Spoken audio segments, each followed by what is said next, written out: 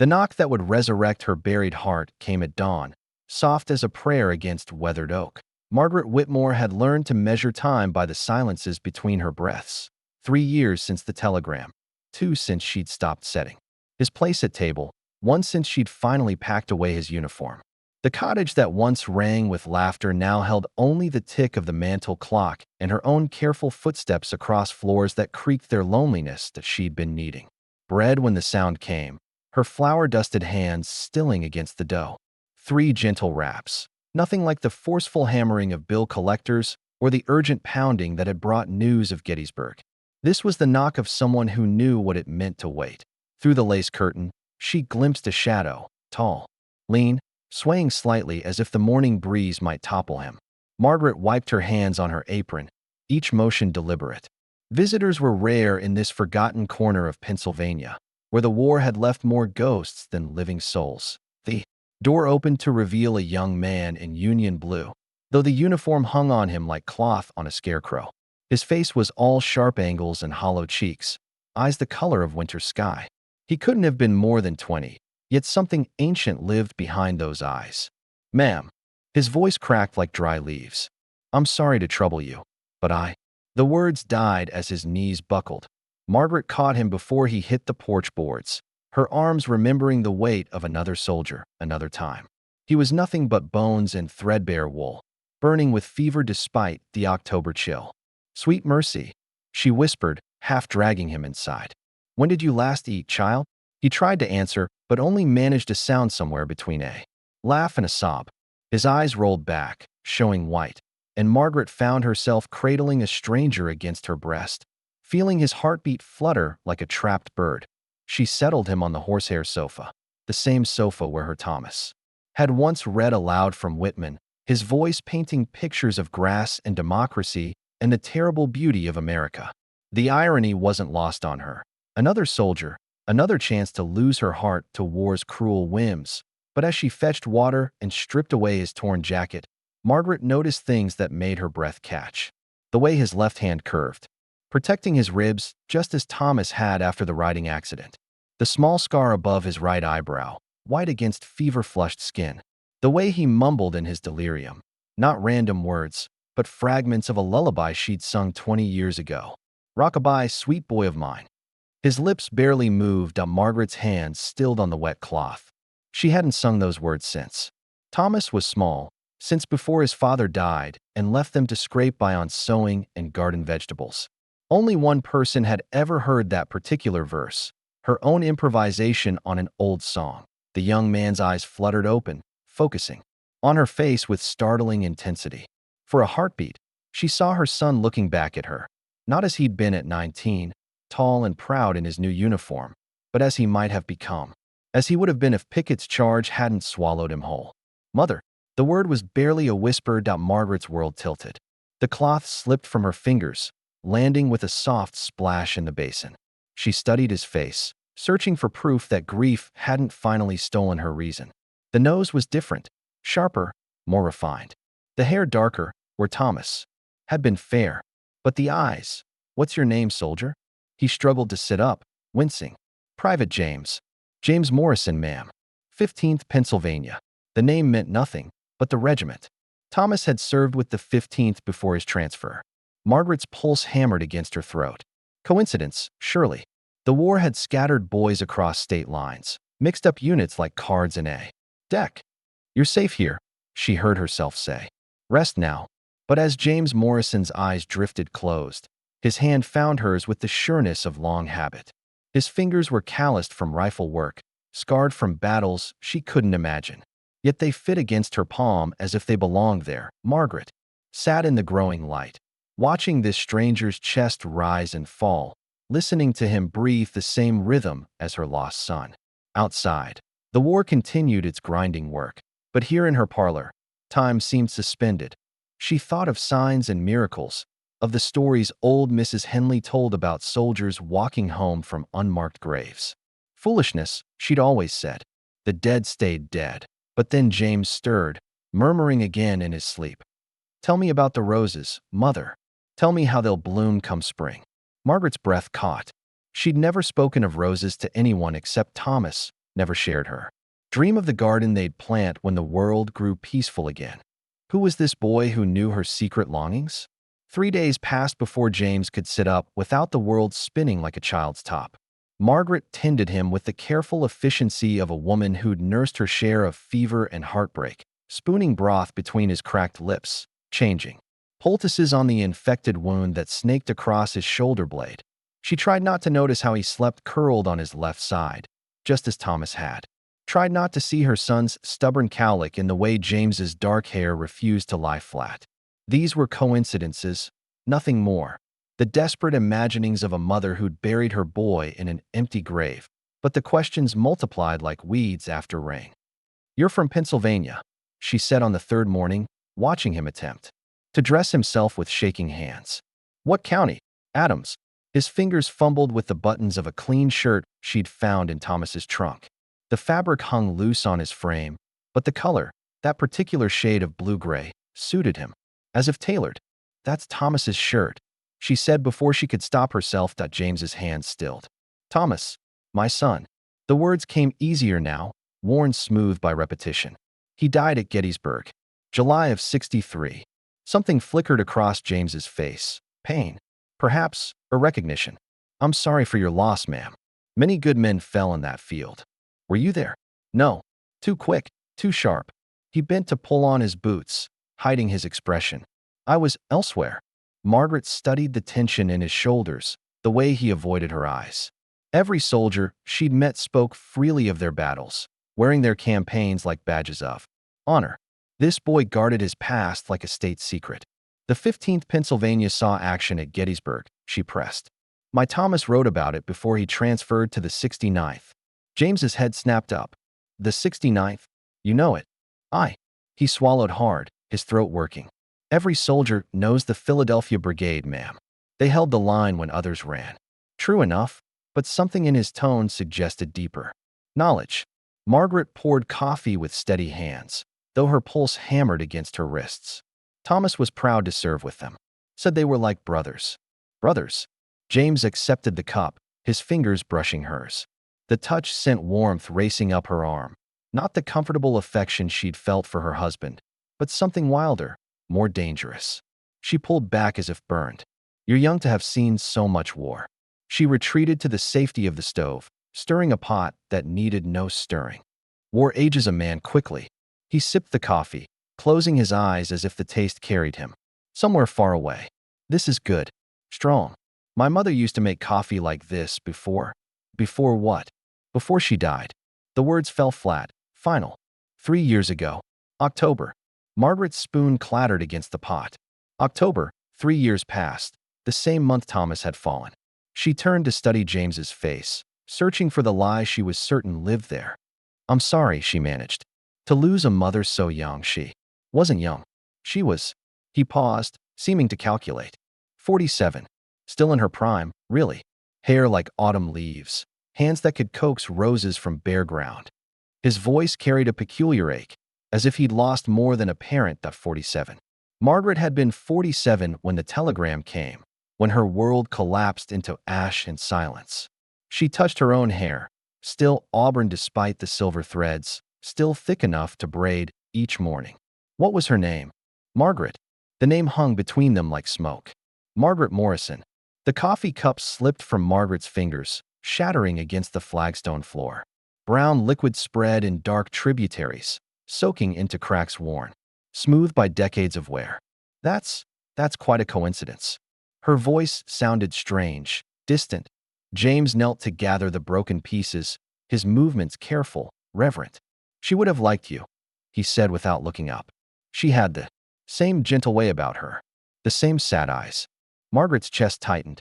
She'd been told her eyes were her finest feature, large, gray-green like sea glass, expressive as a poet's verse. But sad? Did her grief show so plainly? "You speak of her as if you knew her well." "Better than anyone." James straightened, holding the ceramic shards like precious relics. "She used to sing while she worked. Old songs, mostly, but sometimes she'd make up verses. There was one about a boy who went to war." He began to hum, low and uncertain. Margaret's blood turned to ice water. The melody was achingly familiar, her own creation, born from sleepless nights and a mother's desperate love. She'd sung it to Thomas on his last leave, trying to weave protection into the notes, to bind him to home with music and memory. Stop. The word came out sharper than intended. James fell silent, his eyes wide with what looked like hurt. I'm sorry. I didn't mean to upset you. Where did you learn that song? He set the broken cup pieces on the table with careful precision. I'm not certain. Sometimes melodies stick in your head, don't they? From childhood, maybe, or dreams. Dreams. Margaret had dreamed of Thomas singing that very song, his voice carrying across impossible distances to tell her he was safe, that death was just another country where the roses bloomed eternal. You need to rest, she said, turning away before he could see the tears threatening. Your fever may be gone, but you're still weak. Mrs. Whitmore. His voice caught her at the doorway. I know this sounds mad, but have we met before? You seem so familiar, as if I've known you all my life. Margaret gripped the doorframe until her knuckles went white. She thought of all the ways grief could twist a mind, all the desperate bargains the heart made with an indifferent universe. She thought of her son's last letter, promising to come home, to help her plant those roses they'd dreamed about. No, she whispered. We've never met. But as she fled to the sanctuary of her bedroom, Margaret could still hear him humming that impossible song, his voice weaving through the cottage like a ghost made of music and longing. That night, she dreamed of two soldiers walking along a dusty road, one fair-haired and laughing, the other dark and serious. They wore the same face, carried the same wounds, spoke with voices that harmonized like bells. In the dream, they reached a crossroads where one path led toward light and the other into shadow. Choose, said a voice like wind through wheat. But know that love requires sacrifice, and some doors, once opened, can never be closed again. Margaret woke with tears on her cheeks and James's humming still echoing in her ears. Outside her window, the first frost had touched the empty garden, turning everything silver and strange. What if the impossible was simply love wearing a different face? The letter arrived on a Tuesday morning, carried by a postal rider whose horse steamed in the cold air. Margaret's hands trembled as she recognized the War Department seal, the same black ink that had once delivered her son's death sentence wrapped in official condolences. James sat at the kitchen table, color finally returning to his hollow cheeks. He'd been helping with morning chores, splitting kindling with an axe that seemed familiar in his hands, drawing water from the well with movements too practiced for a stranger. Now he washed her face as she broke the seal, his eyes holding questions he hadn't yet learned to voice. What is it? He asked softly. Margaret scanned the document, her world tilting with each carefully typed line. It's about a soldier named James Morrison, Private, 15th Pennsylvania Infantry. Her voice caught. Listed as missing in action near Antietam, September 1862. His body was never recovered. The silence stretched between them like a held breath. Outside, crows called from the oak trees, their voices harsh against the morning stillness. That's over 2 years ago, James said finally. His hands lay flat on the scarred table, steady as stone. Yes. Margaret set the letter down with infinite care. Which means either James Morrison died at Antietam and someone else is sitting in my kitchen, or… She couldn't finish the sentence, couldn't give voice to the impossible. James rose from his chair with fluid grace, moving to the window that overlooked her barren garden. Frost had painted the ground silver, and the empty flower beds looked like graves waiting for spring's resurrection. What would you say, he asked without turning, if I told you that some battles wound a man so deeply that he forgets his own name? That sometimes a soldier walks so far into darkness that he loses the thread of who he was? I'd say that war breaks more than bodies. And if I told you that I remember things I shouldn't remember? Dreams of a woman who sang lullabies in a voice like yours, who made promises about roses that never bloomed. Margaret's chest tightened. I'd say that fever can conjure strange visions. He turned then, and she saw her son's stubbornness in the set of his jaw, Thomas's desperate hope shining in eyes that had seen too much death. What if they weren't visions? What if love could reach across impossible distances, could pull a lost soul home by the sheer force of will? James, that's not my name. The words came out raw, broken. I know it's not. Even though I've worn it like a borrowed coat for so long, I'd almost forgotten what lay underneath. But sitting in this kitchen, listening to you move through the house like music made visible. I remember. Margaret's heart hammered against her ribs. Remember what? A woman who kissed my forehead before I marched away. Who promised to plant roses when I came home. Who sang to me about boys who went to war and found their way back to love. His voice dropped to a whisper. Mother. The word hung in the air like a prayer, like an accusation, like the answer to every question that had tormented her through 3 years of sleepless nights. Margaret felt the world reshape itself around this impossible truth, felt her carefully. Constructed grief crumble like walls before a flood. Thomas. Her son's name felt foreign on her tongue, as if she were speaking a language she'd forgotten that he moved toward her then, no longer the careful stranger who'd collapsed on her threshold. But her boy, changed, scarred, worn thin by trials she couldn't imagine, but unmistakably hers. She met him halfway, her arms opening to catch him as she had when he was small and the world was simple enough to fix with kisses and songs. I tried to come home, he whispered against her hair. After Antietam, when the shell burst so close. It stole my memory, my name, everything but the sound of your voice calling me back. I wandered for months, maybe years, following that sound like a compass needle follows north. Margaret held him tighter, feeling the sharp angles of his ribs, the tremor in his hands that spoke of horrors endured alone. The telegram said you died at Gettysburg. I should have. The 69th was cut to pieces in that wheat field. But when the charge began, something in my mind cleared, just for a moment. I remembered you, remembered home. So I ran the wrong way, not toward the Confederate guns, but away from them. They marked me down as dead rather than admit a coward had fled. You're not a coward. I abandoned my brothers. You came home to your mother. She pulled back to look at his face, memorizing the changes war had carved there. That's not cowardice. That's love. Thomas, her Thomas, miraculously returned, closed his eyes as if her words were sunlight after endless winter. I took James Morrison's name because it was easier than explaining why a dead man walked the roads. Easier than trying to piece together fragments of memory that cut like broken glass. But you remembered the song. The roses. I remembered you. Everything else was just noise. He opened his eyes, and she saw the boy she'd raised alongside the man he'd become. I dreamed about you every night, about coming home to find you waiting. But I was afraid. Afraid you'd see a stranger wearing your son's face. Afraid I'd changed so much that love couldn't bridge the distance. Margaret cupped his face in her hands, thumbs tracing the new lines sorrow had drawn there. Love doesn't see with eyes, Thomas. It sees with the heart. And my heart knew you from the moment you hummed that silly song. He laughed then, a sound like water over stones, cleansing and clear. Will you sing it for me? The whole thing, the way you used to when I was small. So she did, her voice threading through the cottage like golden thread, weaving her son back into the fabric of home. Outside, the wind picked up, rattling windows and sending the last leaves dancing through the air. But inside, the silence that had haunted these rooms for 3 years was finally broken. When the song ended, Thomas rested, his forehead against hers, breathing in the scent of home, yeast and lavender, hope and patient love. I want to help you plant those roses, he said. Come spring, when the ground thaws. We'll fill that garden with so much beauty that travelers will stop just to stare. Margaret smiled through her tears. We will. But first, you need to properly heal. The boy who came to my door was half dead from exhaustion. The boy who came to your door was lost. But the man you're looking at now is found.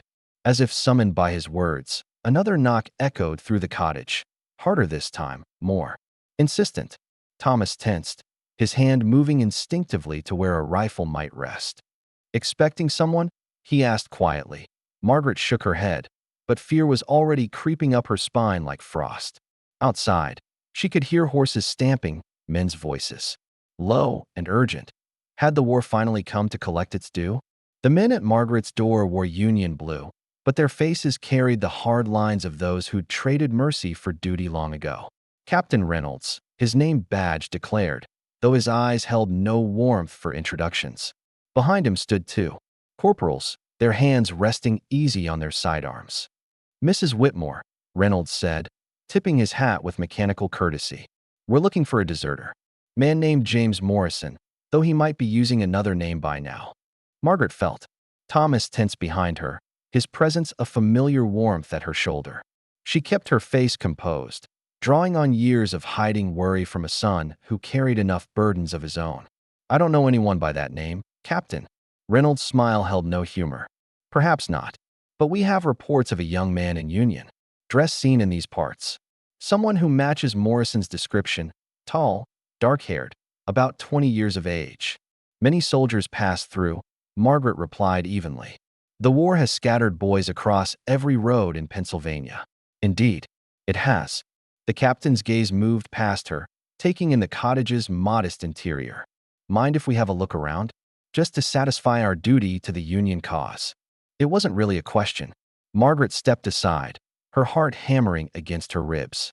As the soldiers filed past, Thomas had vanished, slipped out through the kitchen door, most likely, the way he'd done as a boy when chores called and adventure beckoned. Reynolds moved through her parlor like a hunter scenting prey, his eyes cataloging every detail. He paused at the mantelpiece, where Thomas's daguerreotype still held place of honor, a young man in fresh uniform, eager for glory and blind to war's true cost. "Fine-looking boy," the captain observed. "Your son was." The word came easier, now, worn smooth by years of practice. "Thomas Whitmore. Died at Gettysburg. My condolences." Reynolds lifted the photograph, studying it with professional interest. "The 69th Pennsylvania, wasn't it? I knew some of those boys. Good soldiers, every one. Thomas was proud to serve." "I'm sure he was." The captain set the photograph down, with deliberate care. "You know, Mrs. Whitmore, desertion is a serious crime, not just against the Army, but against every mother who's lost a son to this war. When a man runs from his duty, he spits on the graves of better men." Margaret's hands clenched at her sides. "I wouldn't know about such things, Captain. Wouldn't you?" His voice carried an edge now, sharp as January wind. "Because James Morrison didn't just desert at Antietam. He was reported killed at Gettysburg while serving with the 69th Pennsylvania, the same unit as your boy. Quite a coincidence." The room seemed to contract around Margaret, air growing thick as honey. She forced herself to breathe, to think. Many men served with the 69th. I can't be expected to know them all. "No, but you might remember one who looked remarkably like your Thomas. Same height, same build, same coloring. The kind of resemblance that might fool a grieving mother, especially in poor light." Before Margaret could respond, boots thundered on the porch. One of the corporals burst through the door, dragging Thomas between them like a prize catch. His wrists were bound, his face bloodied from what looked like a brief but violent struggle. "Found him hiding in the barn, Captain," the corporal reported. "Had this on him." He held up a battered haversack, its contents spilling across Margaret's clean floor. Travel papers bearing the name James Morrison, a torn letter with her address, and something that made her blood turn to ice. Thomas's own military identification, the one that should have been buried with him at Gettysburg. Reynolds examined the papers with satisfied thoroughness. Well, James Morrison, late of the 15th Pennsylvania, and Thomas Whitmore of the 69th. Both reported dead, both apparently very much alive. His gaze flicked between Thomas and the daguerreotype, noting similarities that went deeper than coincidence. "Care to explain this, boy?" Thomas lifted his head, meeting the captain's stare with quiet dignity. Blood traced a thin line from his split lip, but his voice came steady and clear. "My name is Thomas Whitmore. I died at Gettysburg in service to my country. What you see before you is just a ghost, Captain. Surely the Union Army has better things to do than hunt phantoms." "Ghosts don't bleed," Reynolds observed coldly. He nodded to his men. "Search the house. Look for anything that might explain how a dead man learned to walk again." Margaret watched helplessly as the soldiers ransacked her home, appending drawers, scattering papers, treating her life's small treasures like evidence in a crime she didn't understand. They found Thomas's letters home, her responses that had never been sent, the small collection of pressed flowers she'd saved from his childhood. Bouquets, but it was the corporals who made the discovery that changed everything. From beneath Thomas's mattress, the bed he'd slept in as a boy, the same bed where James Morrison had recovered from fever and starvation, They pulled a bundle wrapped in oiled cloth. Inside lay a Confederate uniform, gray wool stained with old blood and newer tears. A Richmond Arsenal belt buckle caught the light, and pinned to the jacket's breast was a name tag that made Margaret's world tilt on its axis. Lieutenant T. Morrison, 3rd Virginia Infantry. The silence stretched like a held breath. Reynolds examined the uniform with the care of a scholar studying ancient texts, his expression shifting from satisfaction to confusion to something approaching awe. T. Morrison, he said finally. Thomas Morrison.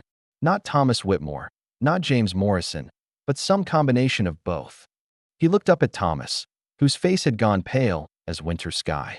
You want to tell me what a Union soldier was doing in Confederate gray? Thomas closed his eyes, his shoulders sagging as if a great weight had finally proven too much to bear. When he spoke, his voice carried the exhaustion of a man who'd carried lies too long. After Antietam, when the shell blast took my memory, I wandered south instead of north.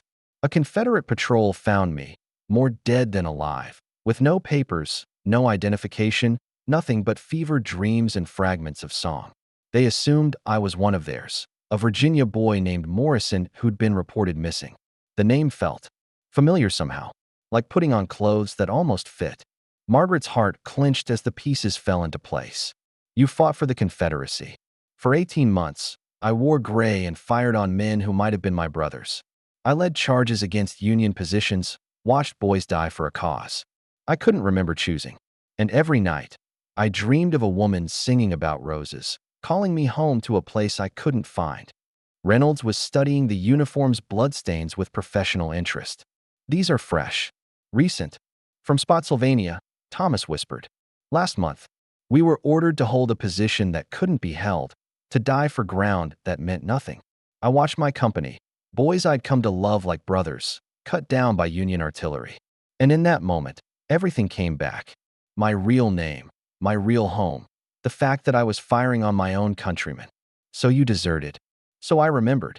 Thomas's voice gained strength, carrying the conviction of a man who'd found his truth. At last, I threw down my rifle, stripped off that gray jacket, and started walking north. Toward the woman whose voice had haunted my dreams. Toward the only home I'd ever known. Margaret stepped forward, placing herself between Thomas and the soldiers. He's my son. Whatever name he's worn, whatever uniform he's carried, he's my boy. And he's home now. Reynolds holstered his sidearm with slow deliberation.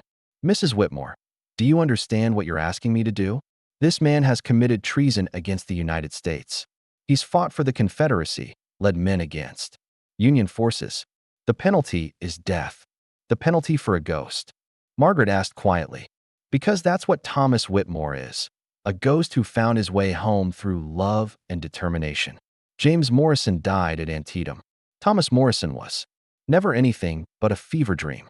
What stands before you is a mother's prayers made flesh, Captain. Surely the Union Army won't make war on miracles. The cottage fell silent except for the tick of the mantel clock and the whisper of wind through empty trees. Reynolds studied Thomas's face, seeing perhaps the boy in the daguerreotype, the son who'd marched away with songs and hope, only to return carrying scars that went deeper than flesh. Finally, the captain spoke. I came here hunting a deserter named James Morrison. But James Morrison died at Antietam. You have the War Department's word on that. As for Lieutenant T. Morrison of the 3rd Virginia, well, he gestured to the blood-stained uniform. That man appears to have died at Spotsylvania, along with the rest of his company. Thomas lifted his head, hope flickering in his eyes like candlelight in a storm. What I see here, Reynolds continued, his voice softening almost imperceptibly, is a mother who's lost enough to this war, and a boy who's found his way home at last. The dead should be allowed to rest in peace, don't you think? But even as hope bloomed in Margaret's chest, she saw the corporal's hand tightening on his rifle, saw the hard set of his jaw that spoke of duty untempered by mercy. The corporal, young, maybe 18, with the fervor of those who'd never questioned orders, stepped forward with his rifle raised. Captain, with respect, this man's a traitor. The regulations are clear. The regulations, Reynolds said quietly, don't account for ghosts, Corporal Patterson. His hand rested on his sidearm, casual but ready. And I'm beginning to think that's what we're dealing with here. Sir, I can't. You can and you will. The captain's voice carried the authority of a man who'd learned to command through respect rather than fear. Because sometimes, Patterson, duty means knowing when to look away. Sometimes it means understanding that this war has taken enough sons from their mothers. The moment stretched taut as a bowstring.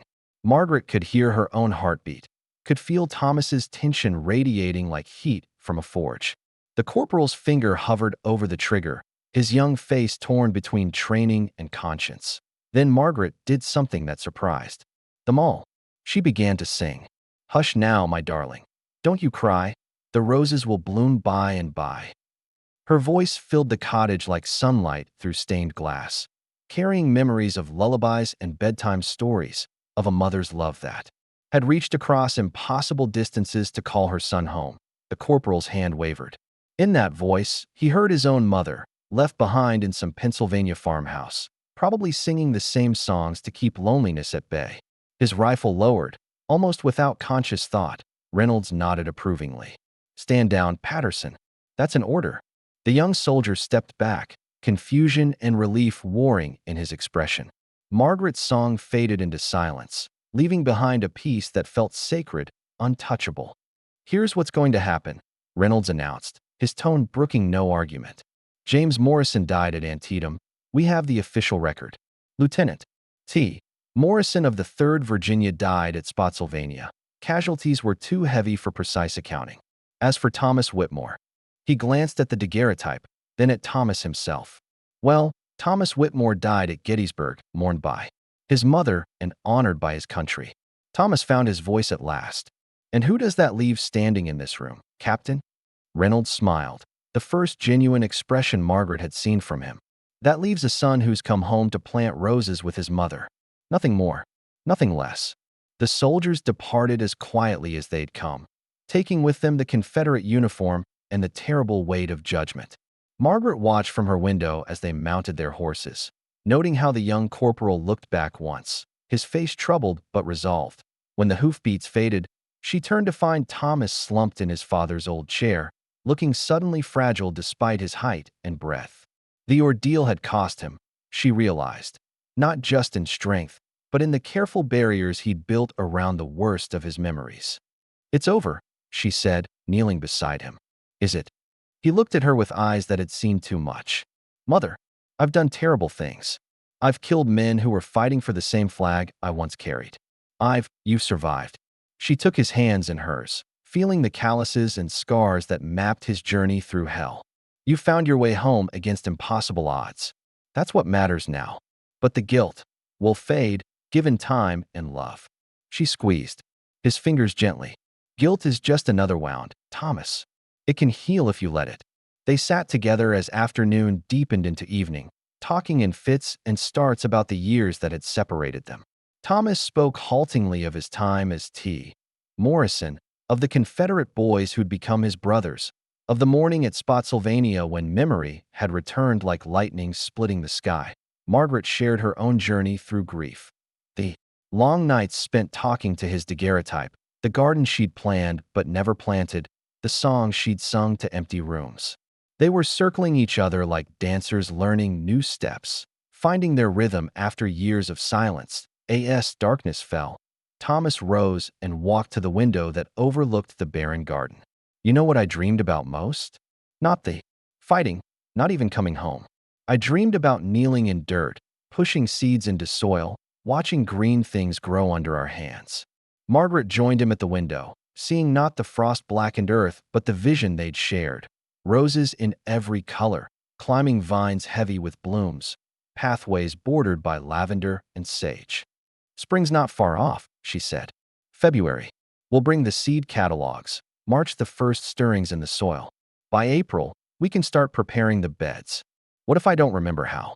What if the war burned away everything soft, everything capable of nurturing growth?" Margaret smiled, hearing the boy who'd once worried about tending her vegetable garden, afraid his rough hands might damage the tender seedlings. "Love remembers, even when we forget. It's written in your bones, Thomas, part of who you are." He turned from the window, and she saw peace beginning to settle in his features, not the peace of the grave, but the peace of a man who'd finally stopped running from himself. "Will you teach me to sing again?" he asked. "All those songs you used to know, the ones that carried me home." "Every one," she promised. "And we'll make up new ones too. Songs about second chances and roses that bloom in impossible seasons." That night, for the first time in 3 years, Margaret set two places. At her table, they shared a simple meal of bread and soup, but it tasted of celebration, of communion between souls who'd found their way back to each other across the wasteland of war. Later, as Thomas prepared for sleep in his boyhood bed, he paused at the threshold of his room. "Mother, that song about the roses, will you sing it once more?" She did, her voice weaving through the cottage like a blessing, like a promise kept. Outside, snow began to fall, not the harsh snow of winter's grip, but the gentle snow of winter's ending, preparing the ground for spring's miraculous return. When the song ended, Thomas smiled, the first unguarded smile she'd seen from him since his return. "I love you, Mother. I'm sorry it took so long to find my way home. Love doesn't count the miles, my darling boy. It only counts the coming home." As Margaret banked the fire and prepared for sleep, she felt something she'd thought lost forever: hope for the future. Come spring, they would plant their garden. Together, roses and herbs, vegetables and flowers, all the growing things that proved life's determination to bloom despite the darkest seasons. Outside, the snow continued to fall, covering the empty beds with promise.